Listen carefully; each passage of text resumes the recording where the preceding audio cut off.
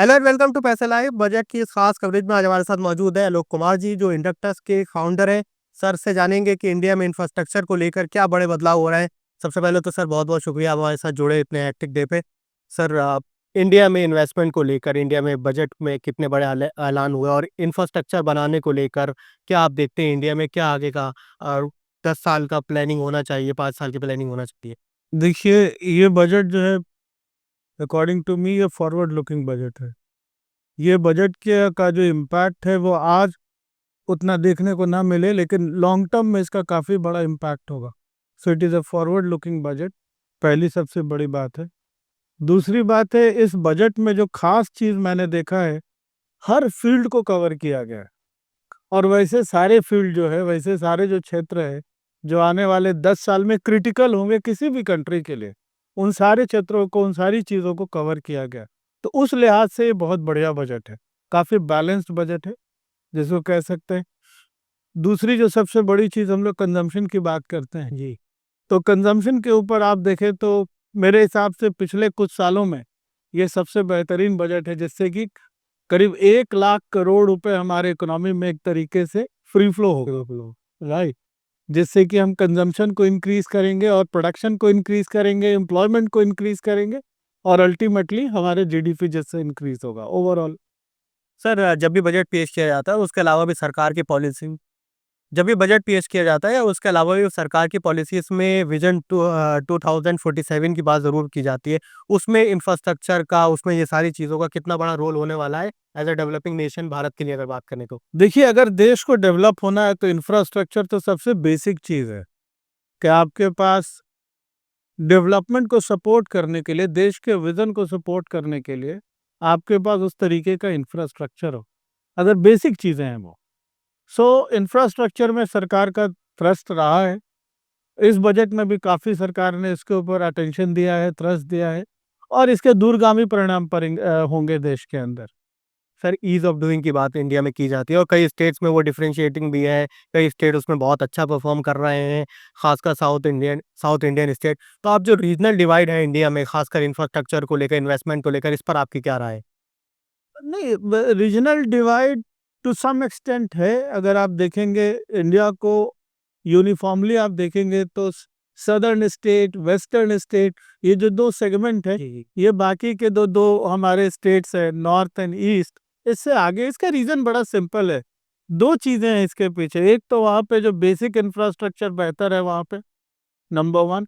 और वो basic infrastructure आज से बेहतर नहीं है, काफी दिनों से वो बेहतर है, जिसका इम्पैक्ट है कि कंपनियां जब आती हैं या कोई भी इन्वेस्टमेंट होता है, सो देखो वो लोग हमेशा एक सेफ हेवन ढूंढते हैं कि जहां पे अगर कोई पैसा इन्वेस्ट कर रहा है तो उसको पैसे का रिटर्न चाहिए, रिटर्न ओवर इन्वेस्टमेंट चाहिए। सो उसके लिए वो सेफ हेवन ढूंढेंगे। और अगर आप देखें तो जिस तरीके का, जैसे तमिलनाडु है, कर्नाटका है, जो हमारे सदर्न स्टेट्स हैं, वहाँ पे पूरा इकोसिस्टम है, राइट? वहाँ पे जो सबसे बड़ी चीज आप देखेंगे, पुरुषों के अलावा महिलाओं की भी उतनी ही भागीदारी है काम के क्षेत्र में। और एक ट्रेडिशन भी रहा है वहाँ पे, जिस तरीके से पूरा इकोसिस्टम डेवलप हुआ, वहाँ पे काफी सारे स्पेशल इकोनॉमिक जोन बने हैं, पोर्ट का भी ले लें। पोर्ट का भी एक बहुत बड़ा रोल है। तो इन सारे चीजों को लेकर के वो अहेड है। और आप देखें साउथ में और particularly western zone and southern zone, तो ये दोनों कहीं ना कहीं एक एडवांटेजियस पोजीशन पे। बट ऐसी बात भी नहीं है, जिस तरीके से इस दफा और पिछले कुछ बजटों में भी देखा गया है, सरकार का फोकस सारे एरियाज पे है, सारे पूरे देश पे है। और कहीं ना कहीं मुझे लगता है कि एक इंक्लूसिव डेवलपमेंट की ओर हम लोग बढ़ रहे हैं, क्योंकि देश की 140 करोड़ की आबादी को अगर आप साथ में नहीं लेके चलेंगे, सारे स्टेट को साथ में नहीं लेके चलेंगे, तो इंक्लूसिव डेवलपमेंट नहीं होगा। उसी की वजह से हमारे यहाँ विद इन द नेशन भी माइग्रेशन काफ़ी ज़्यादा है। बिल्कुल, माइग्रेशन ज़्यादा है। आप माइग्रेशन का ट्रेंड भी देखेंगे तो वो भी बड़ा एक पिक्यूलियर, एक यूनिक ट्रेंड है। अब इसमें एक चीज़ और है, जैसे कि साउथ में हम लोग देखते हैं एजुकेशनल इंस्टीट्यूशंस, तो number of educational institution particularly engineering colleges and higher colleges, आप देखेंगे उसकी संख्या बहुत ज़्यादा है। वो भी एक बहुत बड़ा फैक्टर है। हिंदुस्तान पिछले 25-30 सालों में सर्विस सेक्टर के अंदर एक बहुत ही सशक्त देश के तौर पे उभरा है। तो उसके उभरने के पीछे जो बेसिक चीजें हैं, एक तो है इंफ्रास्ट्रक्चर और दूसरा है आपके पास टैलेंट, अच्छे ह्यूमन रिसोर्स, अच्छे मानव संसाधन। और यही दो कारण है जिसके चलते चीजें वहां हो रही हैं। और अभी हिंदुस्तान में आने वाले वक्त में काफी चीजें होंगी जो हम लोग शेयर भी करना चाहेंगे आपसे। सर, इंडिया जैसे डेवलपिंग देश की जब भी बात होती है, तो ऐसे क्या मेजर्स होते हैं या ऐसे क्या एडवाइस होती है आपकी उन कंपनीज को जो 160 डेज से ज्यादा के छोड़कर भारत में निवेश करने जाते हैं? और सुनो, आवाज आ रही है ना इसी।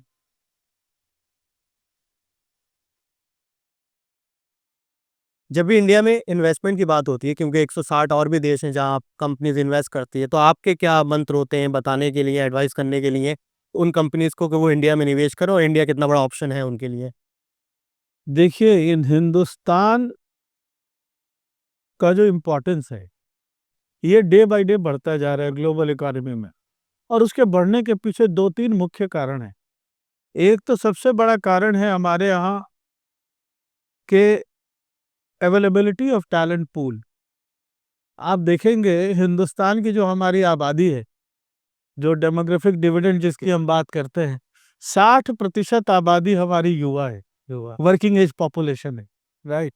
ये एक बहुत बड़ा डिविडेंड है। आप बहुत सारे यूरोपियन जायंट्स को देख लें, यूरोपियन कंट्रीज को देख लें, even some of the South Asian, I mean Asian countries को आप देख लें, उनके यहाँ उनकी पॉपुलेशन एजिंग है, उनके पास यूथ नहीं है काम करने के लिए जो उनके इंडस्ट्री को सपोर्ट कर सके। तो आज के डेट में हिंदुस्तान के पास ये सबसे बड़ा एडवांटेज है कि हमारी 60% की आबादी जो है वो वर्किंग एज पॉपुलेशन में है। दूसरा एक बड़ा बड़ा बढ़िया एक अच्छी फेनोमेनन हुई आईटी में। जिस तरीके से हम लोगों ने पिछले 25-30 सालों के दौरान आईटी के अंदर भारत, आप कह सकते हैं कि एक बहुत ही मुख्य देश के तौर पे उभरा है। आज आप देखें सिलिकॉन वैली अमेरिका के अंदर ज्यादातर जो सीईओज हैं, जो लीडर्स हैं, वो इंडियन है, राइट। सो इसकी शुरुआत आज नहीं हुई थी, इसकी शुरुआत आज से 20-25-30 साल पहले हुई थी, जब भारत में आईटी उद्योग लगा। और आईटी उद्योग लगने के बाद बहुत सारे नए एजुकेशनल इंस्टीट्यूशंस खुले। पिछले 20 साल में भी अगर आप देखेंगे तो बहुत सारे एजुकेशनल इंस्टीट्यूशंस आए जिनका कंट्रीब्यूशन है कि हमारे पास एक स्किल्ड फोर्स है प्लस कॉस्ट। एक तो हमारे पास टैलेंट और दूसरा है cost, cost of operation.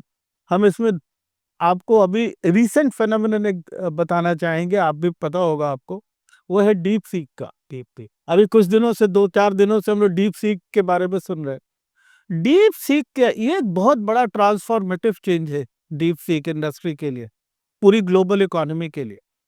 Deep seek ने एक चीज बता दिया है आकर के कि आज की दुनिया में आपको कॉस्ट ऑफ ऑपरेशंस को कंट्रोल में रखना होगा, राइट।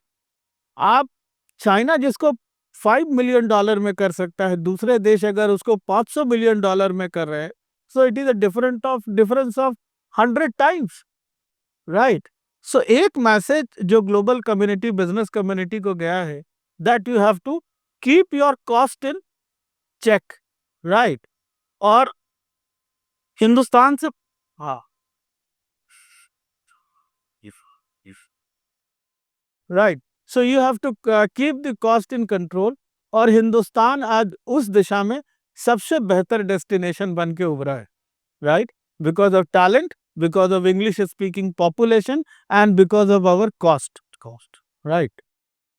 सर, पॉलिसीज पर अगर मैं बात करूं तो पॉलिसीज की अगर बात करूं तो फ्राइट इक्वलाइजेशन एक बहुत बड़ी पॉलिसी थी जो 60-70s के बाद लेके आई गई, जिससे इकोनॉमी में, खासकर इंडिया स्टेट्स के अंदर इकोनॉमी में काफ़ी शिफ्ट आया, खासकर मैन्युफैक्चरिंग में शिफ्ट आया। इस तरीके की पॉलिसी आप 2000 के बाद नहीं देख पाए हो, उस तरीके की पॉलिसी क्या अभी कौन सी पॉलिसी, एक बार रिपीट करें क्या होगा? Freight equalisation. फ्रेट इक्वलाइजेशन, हाँ हाँ हाँ हाँ।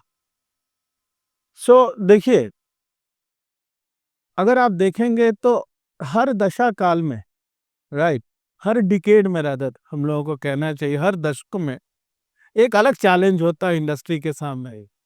उस डिकेड के दौरान फ्रेट के ऊपर फोकस करना या न्यूट्रलाइज करना एक जरूरी कदम माना गया था।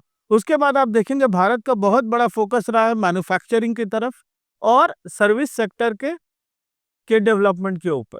एंड पिछले 15-20 सालों का इतिहास आप देख लें तो सर्विस सेक्टर जो है इंडिया का, led by of course IT industry, एक सशक्त इंडस्ट्री के तौर पे उभर के आया है। तो ये समय की बात है। आज के दौर में आज हम एआई की बात कर रहे हैं, शायद अगले दशक में हम एआई की बात नहीं करेंगे, तब तक कुछ और टेक्नोलॉजी आ जाएगी। अब हम तो दशक क्यों, अगले 2 साल के बाद आप देखेंगे हम एआई की बात ही नहीं कर रहे। तब तक कोई नई टेक्नोलॉजी आ गई, कोई नया ट्रांसफॉर्मेटिव चेंज हो गया दुनिया के अंदर, और पूरी दुनिया उसके पीछे भाग रही है। ग्लोबली खासकर डेवलपिंग देशों में देखा गया है कि चाइना प्लस वन की एक रणनीति पर कई देश काम कर रहे हैं। इससे इंडिया को बहुत बड़ा फायदा होने की उम्मीद जताई जा रही थी, खासकर 2016 के बाद से। आप क्या देखते हैं कि वियतनाम उसका बहुत बड़ा सक्सेसर रहा, या इंडिया ने कहाँ गलती करी? उतनी जितनी उम्मीद की जा रही थी, जितनी पोटेंशियल की बात की जा रही थी, शायद उतना नहीं हो पाया। देखिए, आप वियतनाम को हिंदुस्तान से कंपेयर नहीं कर सकते हैं, right? In terms of in terms of geography. हाँ, ठीक है। ये अंदर ही कर लेते हैं। हाँ, अंदर भी चाहो तो आप कर लो, ज्यादा यहाँ तो चलो ठीक है। ये पीक आवर है इनका। सो राइट। हाँ, सो हिंदुस्तान की तुलना आप वियतनाम से नहीं कर सकते हैं।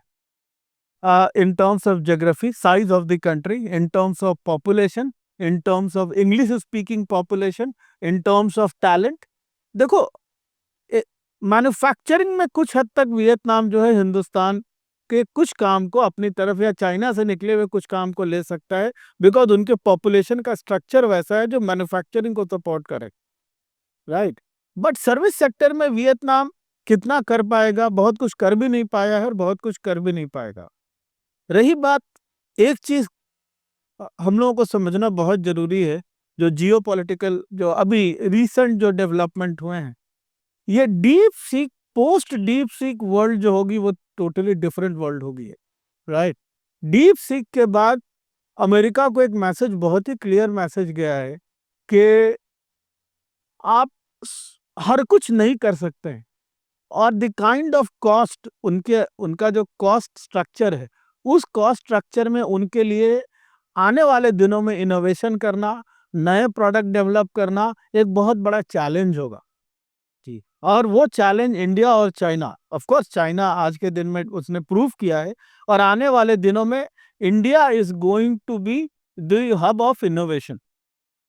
इनोवेशन हब के तौर पे हिंदुस्तान उभरने जा रहा है, और आप देखेंगे इसका इसका फायदा ये होगा कि बहुत सारे विदेशी कंपनियां, जो खास करके अमेरिकन एंड यूरोपियन कंपनियां हैं, वो अपना बैकएंड सपोर्ट सेंटर इंडिया में सेटअप कर रहे हैं, करना शुरू कर दिए, और आने वाले दिन में और भी करेंगे backend support centre. Sir, cost effectiveness की आपने बात करी इंडिया में। सरकार इस पर एक लगातार काम कर रही है, चाहे मैन्युफैक्चरिंग में हो तो लॉजिस्टिक कॉस्ट को कम किया जा रहा है, और फिर इसके अलावा भी सरकार की ओर से कई प्रयास उठाए गए। लेकिन अगर आप 2016 के बाद से देखें, कई ऐसे सेक्टर हैं जो उतना डेवलप नहीं कर पाए। हाँ, खासकर हमने पीएलआई लॉन्च की, तो पॉलिसीज के तौर पर कहाँ कमी रह रही है? पॉलिसी के तौर पे निकल जाने था वही हाँ। सो देखिए, पॉलिसी के तौर पे दो चीजों को समझना पड़ेगा। जैसा मैंने कहा कि हर पीरियड में, हर दशा काल में एक अपॉर्चुनिटी आपके पास होती है किसी भी देश के सामने, जो शायद आज से 10 साल के बाद नहीं होगी, राइट? सो एक तो ये चीज आपको उसके नजर में रखना पड़ेगा। दूसरी चीज है, कमी कहाँ रह गई? देखिए, हम आज भी एक उभरते हुए देश है, राइट? एक डेवलपिंग कंट्री है, बहुत सारे चैलेंजेस है देश के अंदर, इतना आसान नहीं है। देखिए, एक्सपेक्टेशन रखना बड़ी आसान चीज है कि हम लोग एक्सपेक्टेशन रखते हैं कि देश में, और रखना भी चाहिए, एक देशवासी होने के नाते हमारे एक्सपेक्टेशन हमारी देश से हमेशा बड़ी होती। लेकिन रियलिटी को देखते हुए हम लोग को ये भी देखना पड़ेगा कि हमारे पास रिसोर्सेस कितने हैं, और रिसोर्स को हम कहाँ यूटिलाइज कर पाते हैं, राइट? एक क्षेत्र जिस पे हम फोकस करना चाहेंगे, जिस पे हम आपसे बात करना चाहेंगे, जिस पे हिंदुस्तान को फोकस करना चाहिए, वो है research and development, R&D, spending on R&D। आज के दिन में हमारी spending on R&D is 0.7% of the GDP, करीब करीब 0.7, less than 1%, 0.7% of the GDP है, जो मेरा मानना है आने वाले दिनों में ये बहुत बड़ा चैलेंज पोज कर सकता है हिंदुस्तान के लिए। हमारी स्पेंडिंग, हम जो उम्मीद कर रहे थे कि इस बजट में सरकार इस पे और फोकस करेगी, और हमारी स्पेंडिंग कम से कम हमारे जीडीपी का 1.5% के आसपास होना चाहिए आइडियली, बिकॉज आने वाले दिन में सारा focus research and development and innovation पे होगा। पीएम फेलोशिप की बात राइट, में प्रोडक्ट इनोवेशन, प्रोसेस इनोवेशन। सो नहीं, बहुत सारे कदम सरकार ने उठाए हैं, इसमें कोई दो मत नहीं, लेकिन ऐसी कंपनियां, ऐसे उद्योग जो रिसर्च एंड डेवलपमेंट पे फोकस कर रहे हैं, जिनकी स्पेंडिंग रिसर्च एंड डेवलपमेंट पे बढ़ रही है, उनके लिए अगर कुछ इंसेंटिवाइजेशन और इंसेंटिव दिया जाता, उनके लिए कुछ खास और कदम उठाए जाते, तो एक नई प्रथा हिंदुस्तान में शुरू करने की जरूरत है, और वो है रिसर्च एंड डेवलपमेंट। बिकॉज आने वाले दिनों में दुनिया जो होगी, ग्लोबल ऑर्डर जो होगा, वो research and development rather innovation driven होगा, cost efficient and innovation driven. ये दो चीजें तय करेगी किसी भी देश का भविष्य आने वाले दिनों में। सर, इंडिया में एक और ट्रेंड देखा जाता है खासकर मैन्युफैक्चरिंग में कि ट्रेडिशनल इंडस्ट्रीज जो हमारी हैं, जिसमें पंजाब का आप नाम ले सकते हैं, बंगाल को ले सकते हैं, उनका एक डिक्लाइन हुआ है। और सरकार इसमें भी साथ में, अगर आप रूरल इकोनॉमी को दे दें, तो कई ऐसे प्रदेश हैं, खासकर अगर यूपी की बात करें तो वन डिस्ट्रिक्ट वन प्रोडक्ट जैसे लॉन्च है। तो जो ट्रेडिशनल इंडस्ट्रीज को सरकार उठाने का काम कर रही है, इसमें हम कितने बड़े फेल हो पाए हैं अभी तक with respect to example of Punjab and West Bengal? दो तीन चीजें हमें समझनी पड़ेगी इसमें। एक तो कहीं ना कहीं एक बहुत बड़ा रोल होता है, जो इस बजट पे देखा मैंने सरकार ने लिया है, कि आपको एक फाइनेंस उनको सस्ते दामों पे, सस्ते रेट ऑफ इंटरेस्ट पे, मिल हाँ, एक बेसिक क्रेडिट फैसिलिटी उनको मुहैया कराई जा सकती थी, या कराया जाना चाहिए। दूसरी चीज है कि कोई भी उद्योग, अगर अब देखो वक्त के साथ चीजें बदल रही हैं, जी। आप देखेंगे पोस्ट कोविड पूरी दुनिया बदल चुकी है। और जितना ट्रांसफॉर्मेशन कोविड के पहले 10 सालों में हुआ, उससे ज्यादा ट्रांसफॉर्मेशन कोविड के बाद के 2-3 सालों में हुआ, खास करके टेक्नोलॉजिकल इनोवेशन। राइट। सो जिस तरीके से दुनिया बदल रही है, हमें भी नई टेक्नोलॉजी को अडॉप्ट करने की जरूरत है। अगर हम नई टेक्नोलॉजी को नहीं अडॉप्ट करेंगे, नए प्रोसेस को नहीं अडॉप्ट करेंगे, तो हम इंडस्ट्री में रेलिवेंट नहीं रह पाएंगे। और मेरा मानना है मुख्य तौर पे 3 चीजें जो काम करेंगी, वो है पहला, ऑफ कोर्स उनको credit line, cheaper credit line अगर हम लोग दे पाए। दूसरी बात है बेहतर टेक्नोलॉजी। और तीसरी बात है जो हमारे युवा हैं, खास करके जो रूरल एरियाज में हैं, उनका skill development. That is a very very important area for a country where 60% of the population is youth. बहुत बड़ा नंबर है यूथ का। और अगर हमें इंक्लूसिव ग्रोथ अचीव करना है, तो हमें सिर्फ शहरों पे ही नहीं ध्यान देना पड़ेगा, हमें सिर्फ मेट्रो सिटी पे ध्यान नहीं देना पड़ेगा, हमें अपने डिस्ट्रिक्ट टाउन्स पे, ब्लॉक्स पे, वहां तक जाकर के डेवलपमेंट को लेना पड़ेगा, और तभी हम इंक्लूसिव ग्रोथ की बात करें। उम्मीद। सर, साउथ इंडिया के स्टेट्स की हमने पहले ही बात की। एक और स्टेट है तेलंगाना, लगभग 10 साल पहले वो बना था, और टेक्नोलॉजी के क्षेत्र में हो या कई ऐसे सेक्टर हो, वहाँ बहुत ज़्यादा ग्रोथ हुई।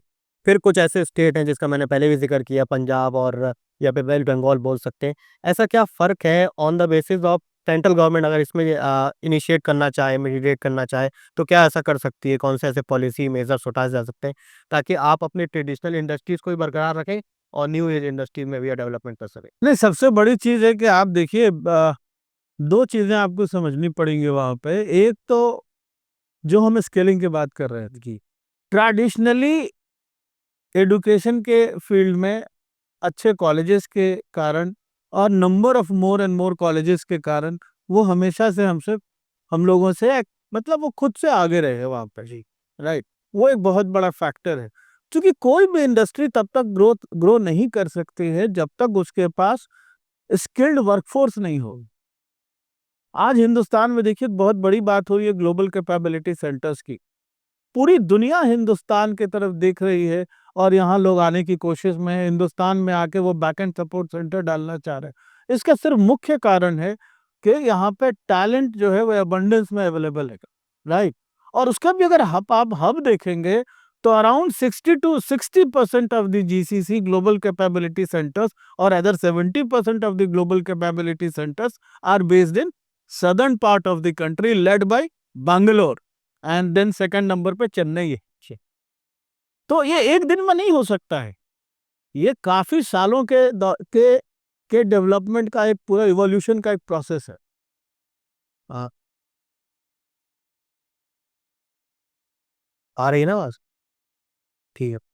इंफ्रास्ट्रक्चर पे जब भी एक्सपेंडिचर की बात होती है तो कहा जाता है कि इससे ज़्यादा जॉब हमारी इकोनॉमी में नहीं बढ़ रही है, क्योंकि वो उतना इफेक्टिव फ़ौरन नहीं दिखता है। तो जिसकी वजह से सरकार को फिर भी जैसे मेजर्स लेना पड़ते हैं, सरकार को फिर ऑन द स्पॉट कुछ ऐसा देना पड़ता है लोगों को लुभाने के लिए कि उन्हें लगना चाहिए कि इकोनॉमी आगे बढ़ रही है। अब सरकार ने 10 लाख करोड़ से ज़्यादा के इंफ्रास्ट्रक्चर में कैपिटल एक्सपेंडिचर की बात की। आप क्या देखते हैं कि क्या इन दोनों चीज़ों को इंटैक्ट रहना चाहिए? देखिए, इंफ्रास्ट्रक्चर में इन्वेस्टमेंट क्यों इम्पोर्टेंट है? बिकॉज जो वो तबका जो बॉटम ऑफ द पिरामिड पे है, जिसको हम लोग कहते हैं last man in the society, उसके हाथ तक पैसा पहुंचता है। ये है ब्यूटी इंफ्रास्ट्रक्चर डेवलपमेंट की।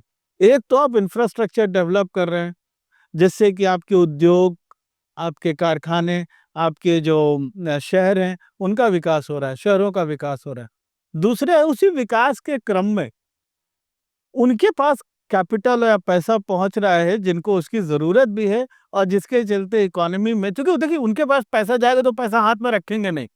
Ultimately they will spend that money in the market, they will buy something which will lead to industrial production or a better industrial production, and ultimately that will impact the country's growth or the GDP. But अगर freebies का tradition बढ़ता है तो fiscal deficit बढ़ेगा और फिर देश या पार्टी इस चुनाव जीतने के लिए उसमें कम खर्च करेंगी।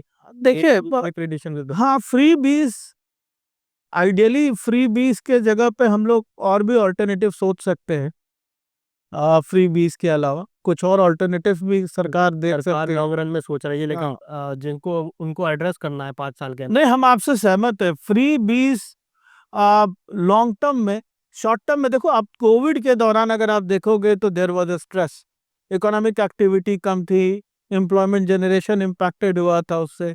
उस समय कहीं ना कहीं फ्रीबीज की जरूरत थी in order to sustain the society, to support and sustain the society, right?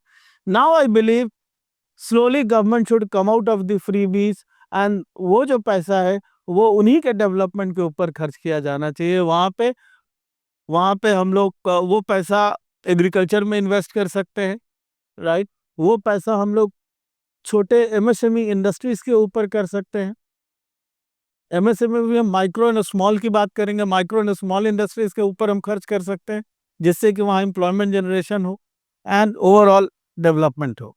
Sir, geopolitical tensions इस वक्त पूरी दुनिया में है, उसमें इंडिया की जो पोजीशन है वो दोनों ही ग्रुप से कह सकते हैं, दोनों देशों से काफ़ी अच्छी है। उसमें इंडिया के लिए अपॉर्चुनिटी कितनी बड़ी है इन्वेस्टमेंट लाने के लिए? मेरा मानना ये इंडिया के लिए गोल्डन अपॉर्चुनिटी है।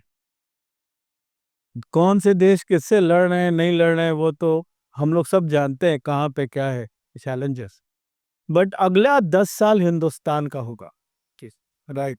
क्यों हिंदुस्तान का होगा? Because of certain inherent character जो कि अवेलेबल है आज के दिन में हमारे देश के अंदर, राइट? अभी देखिए, 2 दिन पहले बात हो रही थी हमारी, किसी हमारे जर्मन फ्रेंड है, वो बता रहे थे कि आज जर्मनी में ये हाल है कि वहां पे इंडस्ट्रीज को यूथ नहीं मिल रहा है, and they are seriously thinking to transfer their backend operation to India, right? Americans, in order to keep the cost in control, right, and also to get the better quality resources and the talent, they have no other option but to look at India. So Hindustan को ये भी ठीक है, हिंदुस्तान भी उससे छूता रहेगा नहीं। अगर चाइना, अमेरिका, रशिया, इसके अंदर क्या डायनामिक्स क्रिएट होते हैं ये तो वक्त ही बताएगा। लेकिन आज के दिन में हिंदुस्तान को फोकस करना चाहिए, पूरे तौर पे फोकस करना चाहिए अपने डेवलपमेंट पे और जो हमारे लोग हैं उनके बेहतरी के ऊपर।